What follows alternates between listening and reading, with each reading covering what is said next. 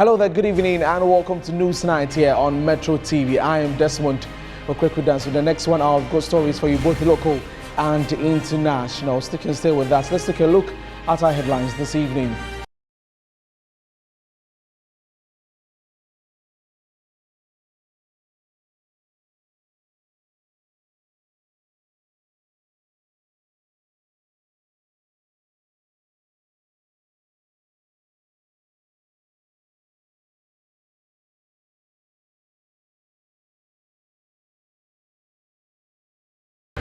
Two customers to prosecute offenders of all forms of illegality, the use of electricity and against the company.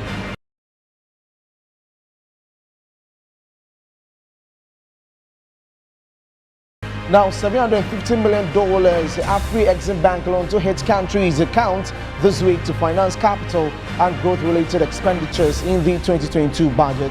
We'll bring you details on that story.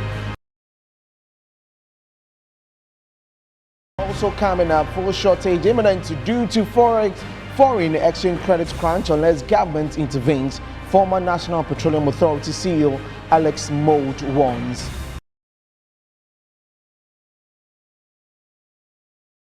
Funds, former Prime Minister of Kenya Raila Odinga falls behind Deputy President William Ruto in the count with almost half of the result from Kenya's presidential election now confirmed. These and many more stories coming up this evening.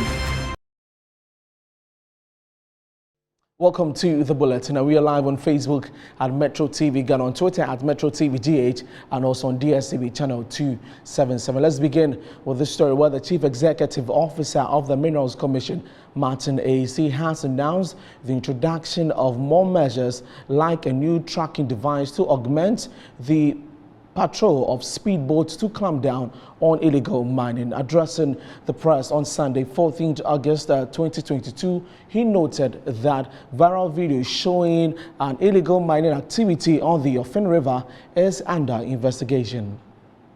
Government, through the Ministry of Lands and Natural Resources and the Minerals Commission, introduced several measures to deal with illegal mining in the country in the past years. One of such measures was Operation Halt. These have, however, not been able to stop illegal mining. To further push government's agenda to stop the menace, 5 speedboats were commissioned in July 2022 to go after illegal mining. However, a viral video of some illegal miners on the River Ofin has caught the attention of the Minerals Commission.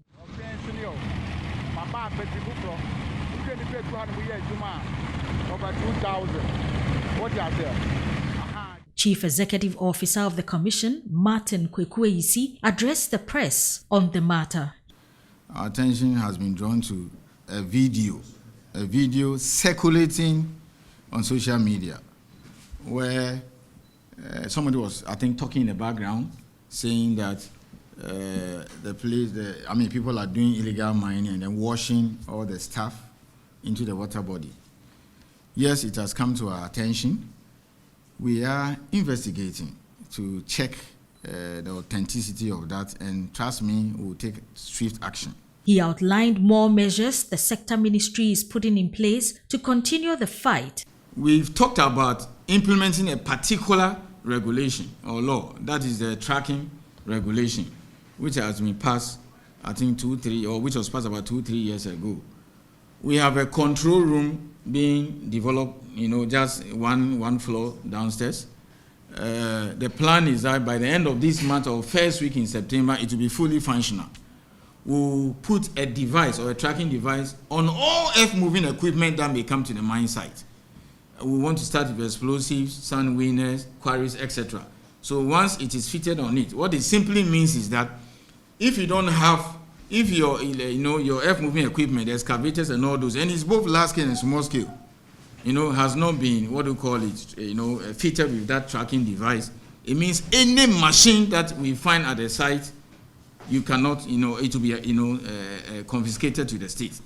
You can only use a device or a machine or an equipment which has been fitted with that tracking device. we're going to roll out very soon, hopefully by September. According to the CEO of the Minerals Commission, intelligence gathering have also been enhanced on all fronts to ensure that the illegal mining activity is properly fought and won. The CEO assured the Ghanaian public of its unflinching commitment in the fight to sanitize the small-scale mining sector and also sensitize the public with more educational information.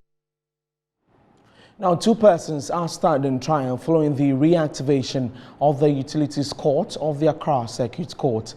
The 2 are Daniel Aband and Henry Tay Ajurako, charged with 2 counts of conspiracy to commit crime and stealing, contrary to the Criminal Act 29, 1960. The reactivation of the court and prosecution of offenders comes on the back of the moratorium the Electricity Company of Ghana granted to customers. The court commenced on Thursday, 11th August 2022. The Utilities Court will also prosecute offenders who commit illegalities against the company. The ECG extended its moratorium to customers with 40 meters and other anomalies that needed to be rectified by 2 weeks. The power distributing company had earlier given affected customers until Wednesday, 6th July 2022 to report such anomalies. Customers were also encouraged to take advantage of the extension to report all anomalies. The moratorium covered postpaid customers who have meters but do not receive bills, prepaid customers who do not purchase electricity credits, customers whose meters are faulty, customers who have bypassed or tampered with their meters and are therefore not paying for the full cost of power usage, and customers who have engaged in any form of electricity illegality. The ECG has stressed that after the moratorium, customers who are caught stealing electricity, which is criminal, will be charged with the offense of stealing in accordance with the law. Now let's stay on this as we have a conversation with Charles Ni Ayiku, who is the General Manager and External Communications of the ECG. Good evening, sir, and thank you for joining us here on Newsbeat.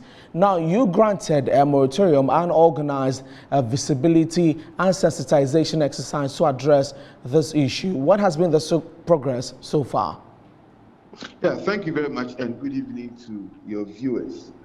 Yes, so as you rightly indicated, the electricity company started or gave a amnesty to our customers. After being able to visit a few, and so visiting a lot of our so far it's been few arrests have made, some have been charged. We've also had there's been before the court. Okay, so now this particular utilities court, can you tell us more about that particular court? So as explained during the press conference by the Managing Director of ECG, Mr.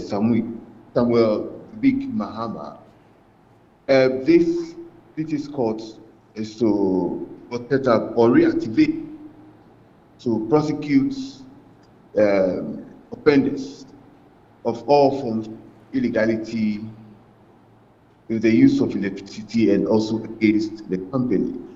So if you bypass meters, if you committed any kind of offense against the company, then you are in for court. Okay, so will clemency be granted to your offenders who report to your office for rectification? Yes, so for all those who reported district officers during the moratorium, yes, we're able to go through their cases and be able to rectify some of it. Okay.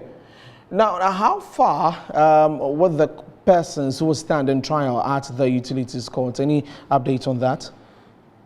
Yes, so as you rightly mentioned in your introductory statements, 2 of these people were arraigned. Unfortunately, only 1 appeared. So a bench warrant has been issued for the arrest of the first accused, who was absent. And for the one who was present, he pleaded guilty. Yes, on one of the 4 accounts.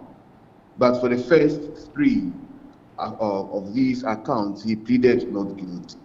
So the courts convicted him on his own plea and sentenced him to 450 penalty, or in default, faced 18 months prison sentence.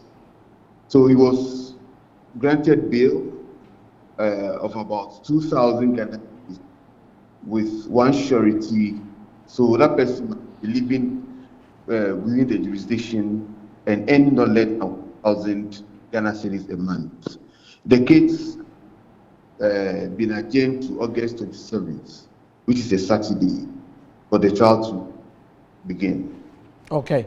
Thank you very much for speaking to us here on Newsnight. That was Charles Ni Aiku, the General Manager, External Communications at the Electricity Company of Ghana, giving us some more details there. Let's move on to some of the stories. And the Accra Police Commander has expressed disappointment in the elders of the Teshie traditional area over their failure to work towards peace, but rather consistently locked up in destructive and protracted conflict. The commander and the Greater Accra Regional Minister earlier this week revealed that some persons, or one person, Justice Bosman 36, had been shot and killed by unknown assailants in the wake of rites to ban noise-making ahead of the annual Homowo Festival. The Regional Security Coordinating Council held a crunch meeting with the 2 factions in the Teshie chieftaincy dispute at the Accra Conference Center to bring law and order to the area. Last year, in similar circumstances, one other person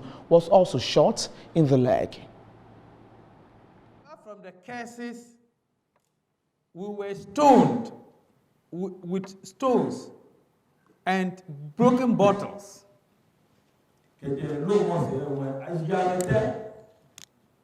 All in the interest of providing security for you.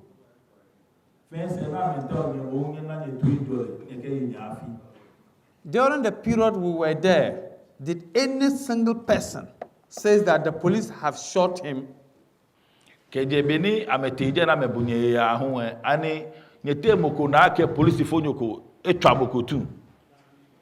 Only yesterday night, when we do not know of what was happening, somebody has been picked and is right now in the police mortuary.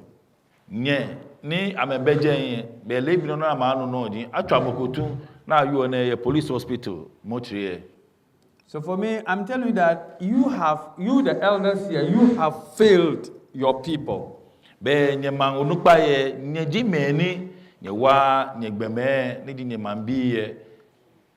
It is a shame to all of you.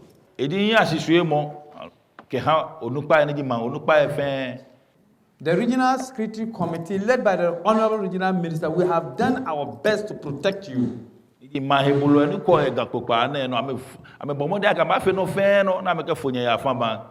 have no interest in who is the chief of Teshie or who is the Wulamu of Teshie. Our interest is peace and security.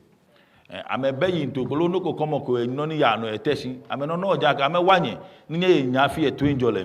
we have stressed it here 1,000 times. And yet when you live here, you live out your community, you live out your followers, you don't explain anything to them, you go and misinform them.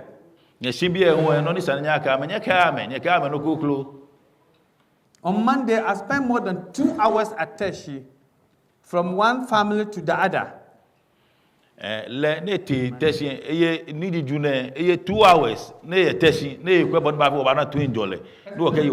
Explaining the essence for everybody to be law-abiding and keep the peace.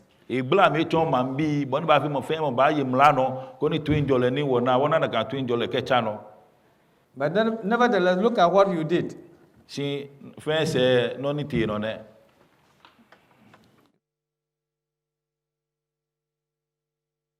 Away from that to some other stories, the $750 million United States dollars financial facility secured by the government of Ghana from the African Export-Import Bank, Afrexim Bank, is expected to hit the Ministry of Finance's accounts at the Bank of Ghana this week.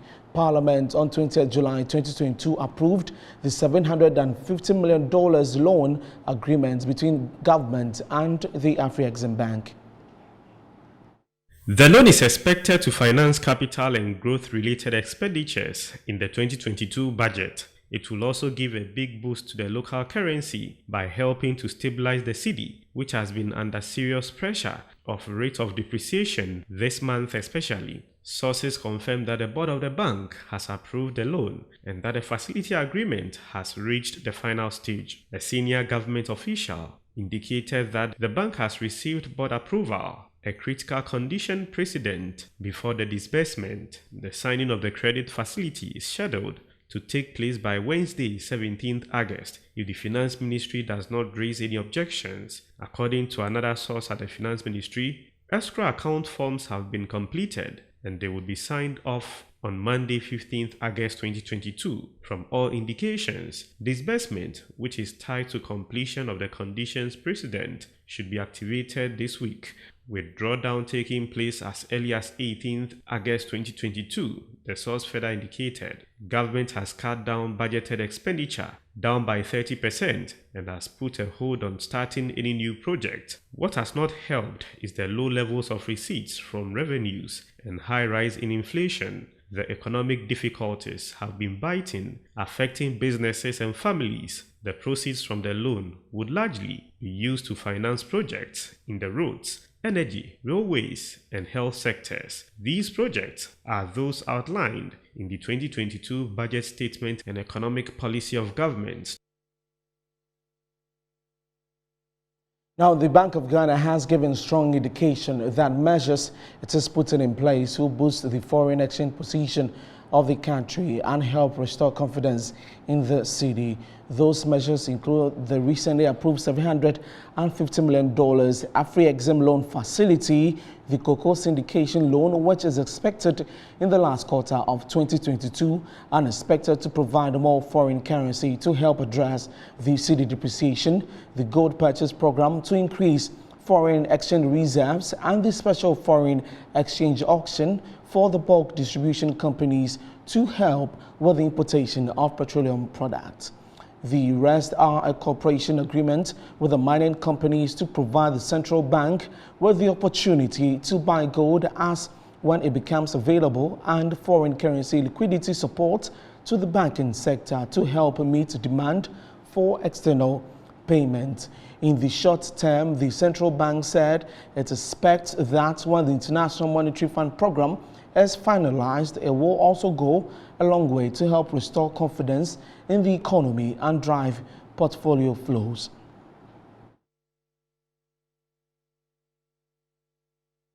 And you're still watching Newsnight here on Metro Television. We're taking a break. We'll be back shortly with some more stories. Please do stay.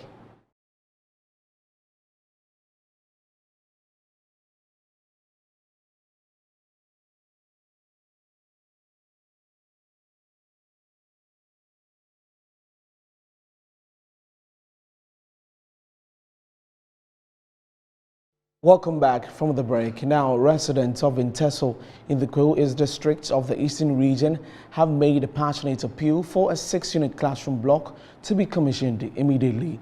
The structure, though completed, is yet to be operationalized, leading to the destruction of desks and other important resources.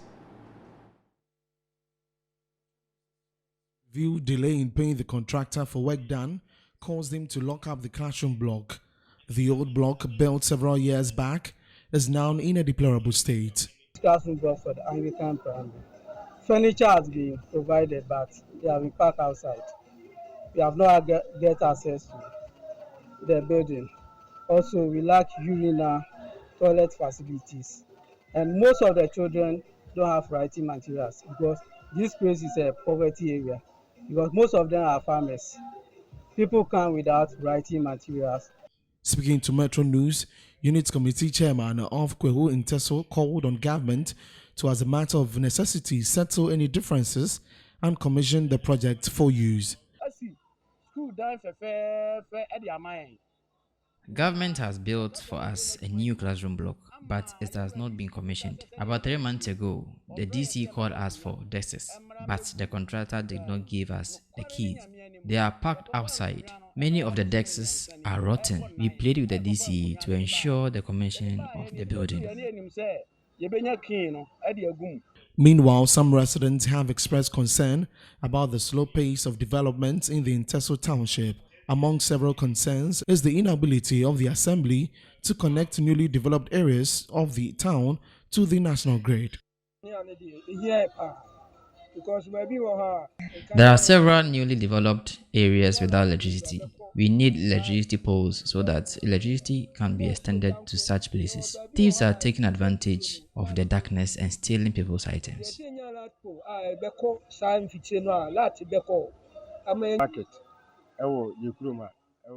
We need a market and bus terminal. We also need electricity to be extended to Isuoja and other areas.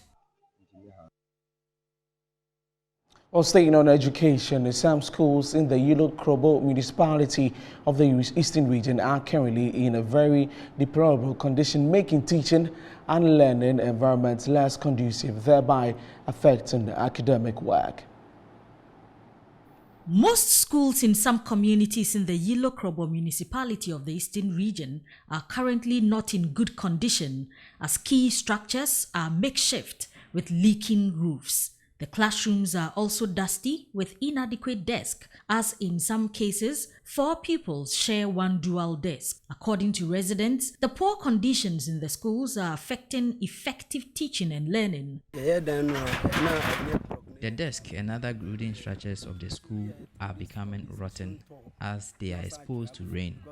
We appeal to the government to come to our aid. The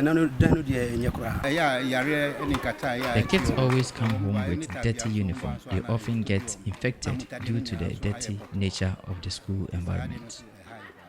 When it rains, the kids get wet, and sometimes they close early instead of the normal time schedule. For some of our buildings, if you could look around, in fact, it's very, very horrible. Even at the classroom itself, where our teachers are teaching, every week, some of the classes, they normally kill a snake in the class. The divisional chief of Ope Riecho, Nene Anyagnogu Tei Ago, described the situation as very unfortunate and a disincentive for quality academic work. Nene Tei Ago visited about 10 of these schools and interacted with the parents in the community on the need to give priority to the awards education and also with the teachers to have first-hand information about their challenges and what could be done to support as chief. And see what support we can give as a division, and then also appeal to agencies and everyone, every caring Ghanaian or outside who is willing to support. Is the structures. You see broken structures, structures without roofing, structures with leaked roofing, structures with bamboos, and these are future leaders. I believe that we all have to come together and improve the structure of the schools if we really want these children in the rural areas to compete with those in the urban areas. Chief appealed to corporate bodies, non-governmental organizations to also come to the aid of these schools.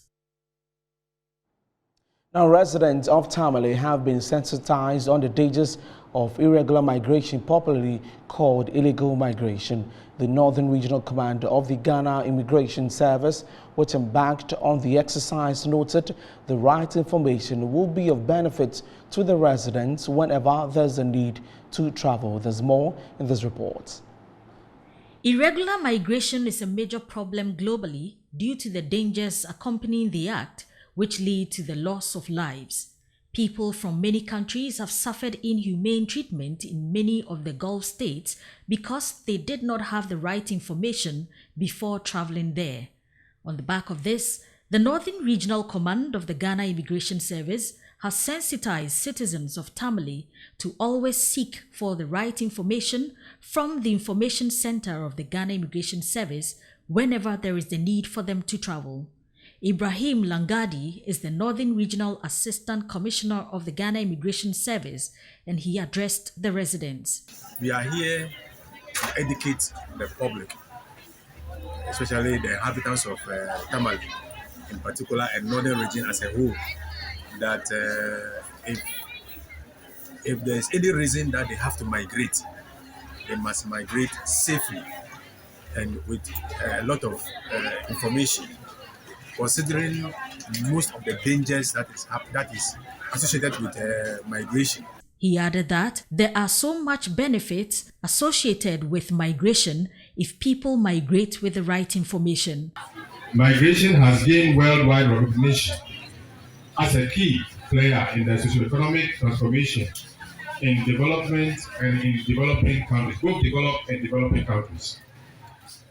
This is confirmed in our national migration policy, in which the following remittances, or in which the flow of remittances into Ghana is estimated to outweigh the foreign direct investment.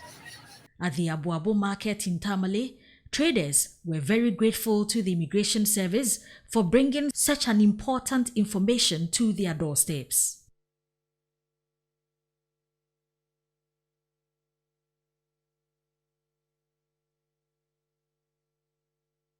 Now to some other stories, and the Public Utilities Regulatory Commission (PURC) says all is set for the announcement of no utility tariffs for consumers of electricity and water in the coming days of this month of August. The 2022 to 2027 multi-year major tariff announcement was expected to be announced in June 2022, but the PURC deferred it for further and broader consultation process to solicit for more independent views, independent verification of submitted projects, and deeper consultations with key stakeholders across the country. That nationwide consultations by the Commission on the proposals from the utility companies are now over, and the PURC is set to announce the new tariffs. When announced, it will be the first tariff adjustment since 2017. The Executive Secretary of PURC, Dr. Ishmael Aka, at a press soiree in Accra on Friday, August 12, observed that the new tariffs would be used to support businesses, especially those in the small and medium enterprises space. He noted that the 2022 tariffs also seeks to gradually reverse the structure of the country's utility tariff, where industry subsidizes residential consumers. As a result, the Executive Secretary stated that PURC had reduced the cross-subsidy and was gradually reserving the system where industries subsidize domestic users. He said this would make the industrial sector more competitive, enhance operations, and create jobs for the unemployed. The utility companies presented proposals to the PURC in May this year based on the regulator's guidelines. While the Ghana Water Company Limited proposed a 300% increment over its existing tariffs, the Electricity Company of Ghana proposed 148%. The Volta River Authority proposed 37%, with the Ghana Grid Company Limited, GridCo, proposing 48%. Other proposals were 38% from the only private power distributor, Enclave Power, and 113% increase over the existing tariffs of the Northern Electricity Distribution Company, NETCO.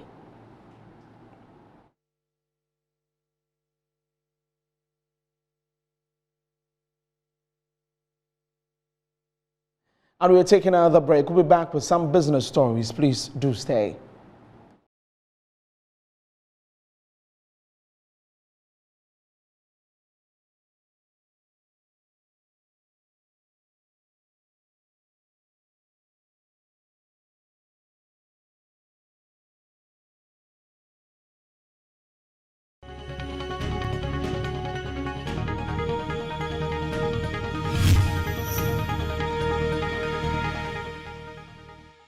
Now in business, the former Chief Executive Officer of the National Petroleum Authority, Alex Mould, has predicted a looming fuel shortage in the country.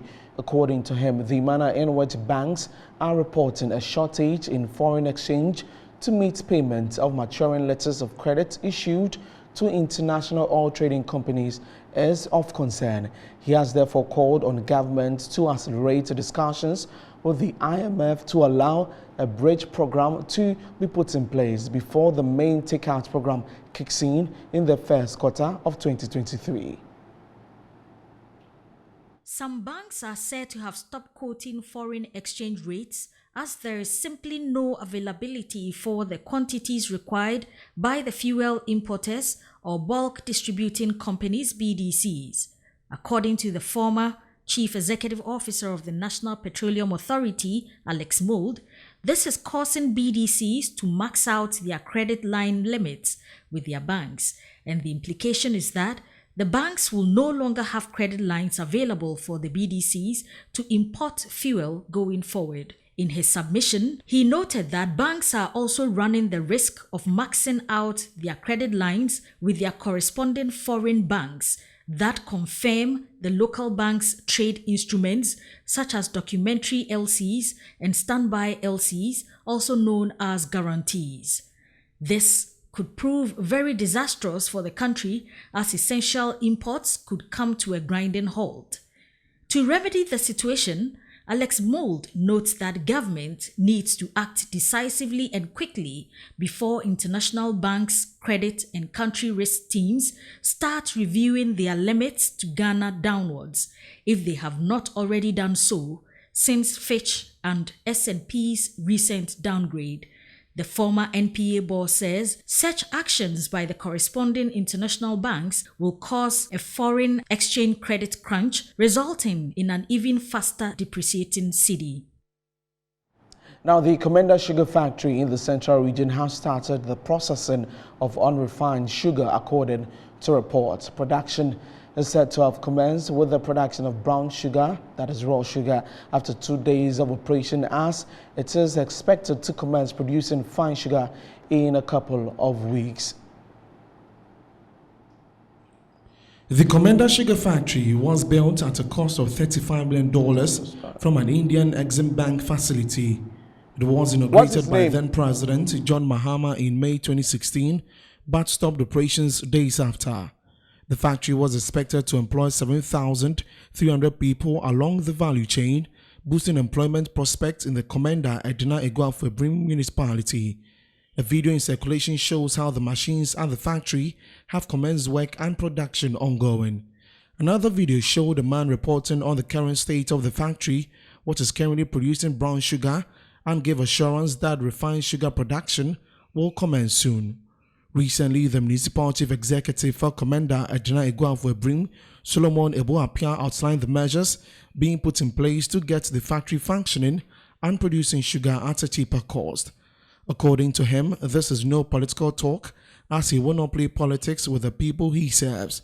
President Akufo-Addo had given indications that the Commander Sugar Factory would be fully operationalized in April 2022. A Ghanaian Indian company, Park Agrotech Ghana Limited, is the new investor who has taken over the operations of the factory. Let's now speak to a former secretary and board member of the Commander Sugar Factory, Ranford Chatsman Vani Amwa. And good evening and thank you for joining us here on Newsnight. We understand that the factory is operating now. What do you think should be done to help maintain or sustain this operationalization right now? Good evening, once again, my brother. I am very elated that the factory has started what is known as test run. So, and this should have been done 6 years ago. And they've wasted all these years giving excuses upon excuses. And today, they have started a test run. I would say that it is better late than never, but some financial laws have been calculated. But at the same time, if they started test running the machine, then I believe it's going to help us. So it's a welcoming news, and we should all pray and hope that the factory will be running so that at least the job creation will also help because of the condition that we're in now.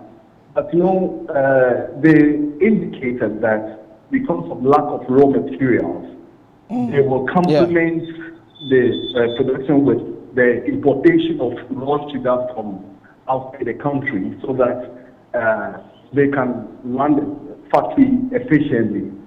And that is what I've been disagreeing with them, that in the short term, they should depend on the existing house growers so that they can also have the hope that when they expand their acreage, then there's a ready market for them. So that in the long term, at least we can produce everything locally. So the decision to import raw sugar from outside the country defeats the purpose of establishing this factory.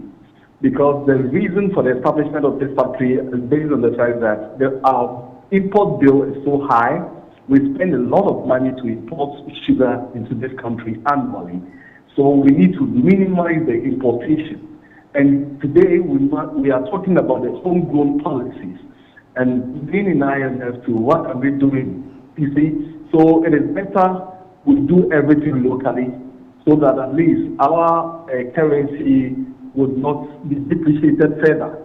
So I believe they can do something about it, about the raw material. But unfortunately, they've wasted all these years and they've all not grown the raw material, but they are depending on this. And I believe that something could be done. So they need to do the right thing. That's all I could say about it.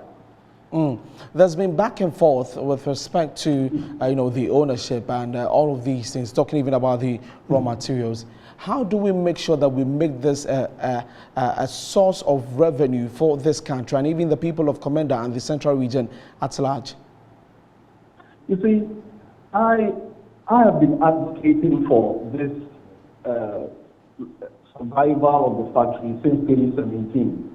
That the government needs to have a political will to operationalize the factory. And it's all bound down to a political will. If the government is not willing to let it run, there's nothing that could be done to give hope to the country. But today, remember that they've been saying that they wanted an investor to run the factory. And I was telling them that government could do it without any investor involvement. And at long run, there is no investor currently as we are speaking. And it's the government that is doing everything locally. So it means that based on the pressure from the media, from some of us, from the citizenry, at least the government is heeding to the call from us.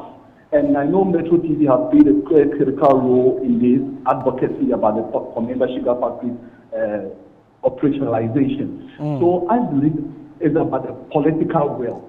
It shouldn't be a 9-day wonder.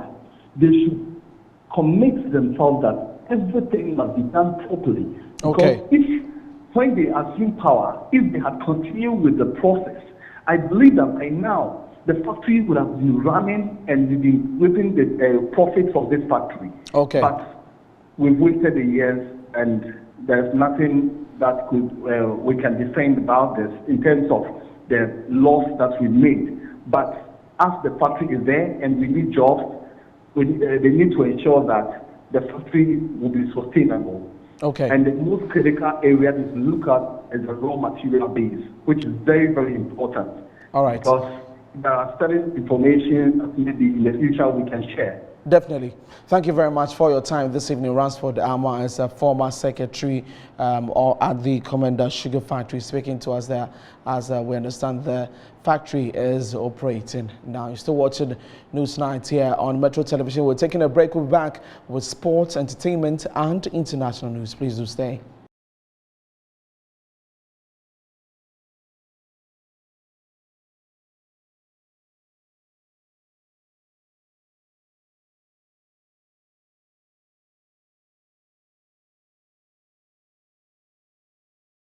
Up next is entertainment news.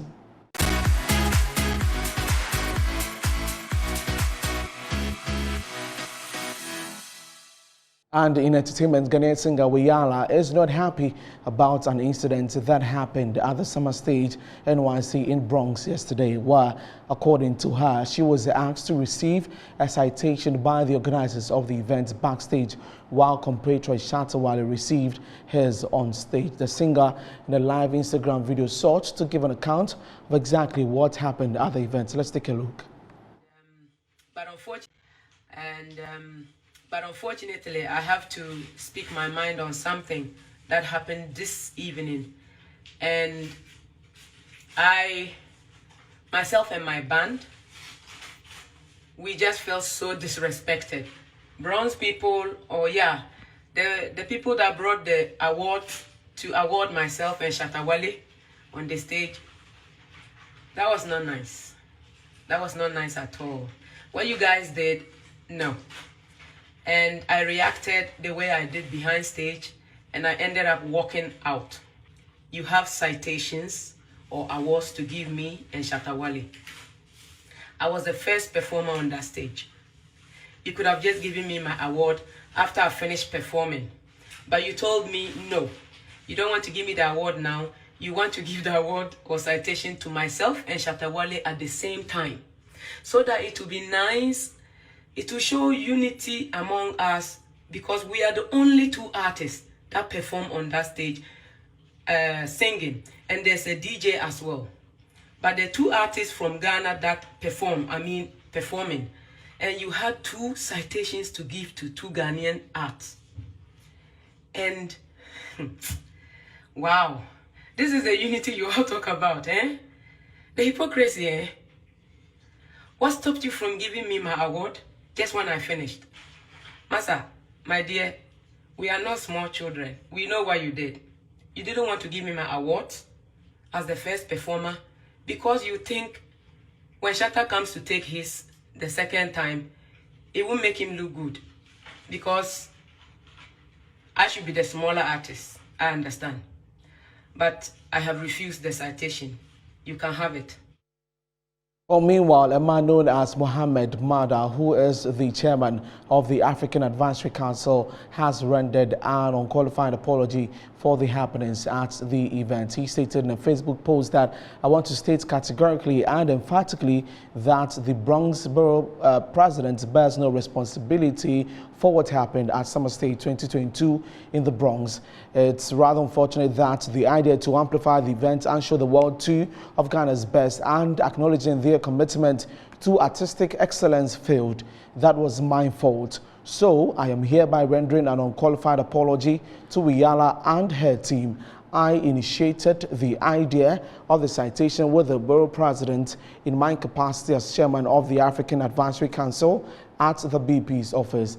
The intent to show unity and cohesion failed. I will deliberate further, but the main point here is that neither Shatta Wale nor the borough president had any responsibility in what happened."